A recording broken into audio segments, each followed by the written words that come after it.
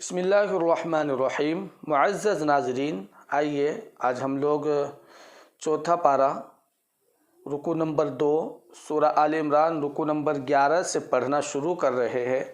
آیت نمبر آل عمران کی آیت نمبر جو ہے 102 ہے۔ اعوذ باللہ من الشیطان الرجیم،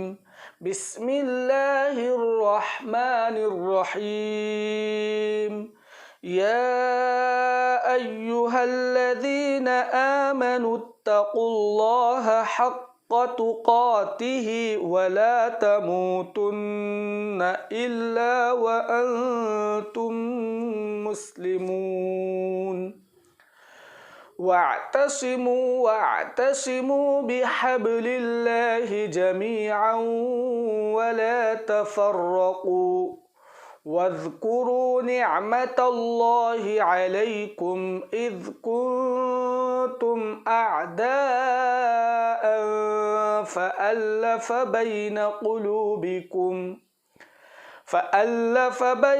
قلوبكم فأصبحتم بنعمته إخوانا، وكنتم على شفا حفرة من النار فأنقذكم منها، كذلك يبين الله لكم آياته لعلكم تهتدون، كذلك يبين الله لكم آياته لعلكم تهتدون، ولتكن منكم أمة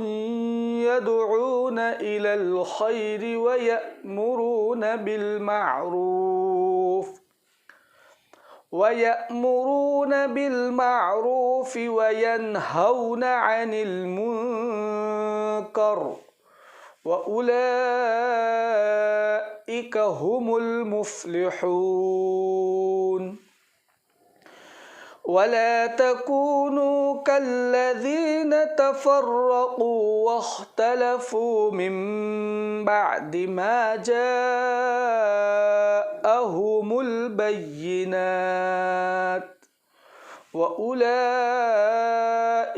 لهم عذاب عظيم، يوم تبيض وجوه وتسود وجوه، يوم تبيض وجوه وتسود وجوه، فأما الذين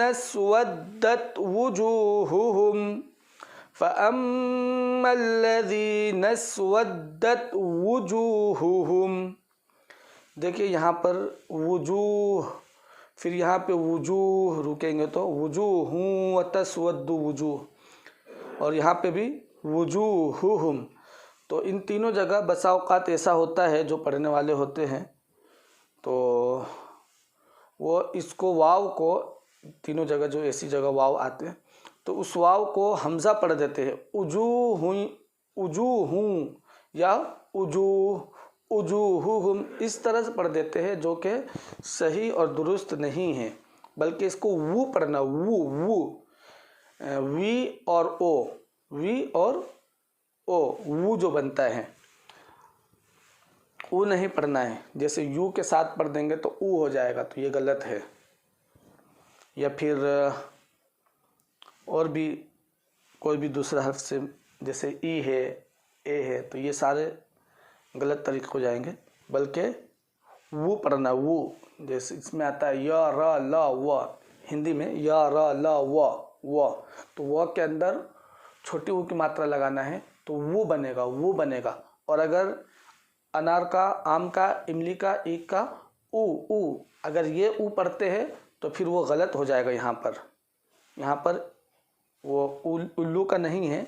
بلکہ یہاں پر ون کا ہے، ون جو یا را لا وا میں آتا ہے، یہ وا کے اندر ماترا لگانا ہے، تو وجوہ وتسود وجوہ، ہونٹ گول ہوگا، وجوہ، اور یہاں پہ وجوہہم، تو اس کو آپ یاد رکھیں. یوم تبیض وجوہ وتسود وجوہ فأما الذین اسودت وجوہہم اکفرتم بعد ایمانکم فذوقوا العذاب بما کنتم تکفرون. وَأَمَّا الَّذِينَ ابْيَضَّتْ وُجُوهُهُمْ، دیکھیے یہاں پر بھی واو، وہ پڑھنا وہ. وَأَمَّا الَّذِينَ ابْيَضَّتْ وُجُوهُهُمْ فَفِي رَحْمَةِ اللَّهِ هُمْ فِيهَا خَالِدُونَ. تِلْكَ آيَاتُ اللَّهِ نَتْلُوهَا عَلَيْكَ بِالْحَقِّ وَمَا اللَّهُ يُرِيدُ ظُلْمًا لِلْعَالَمِينَ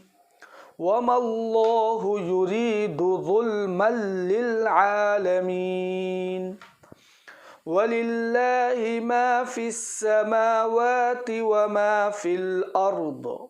وَإِلَى اللَّهِ تُرْجَعُ الْأُمُورُ.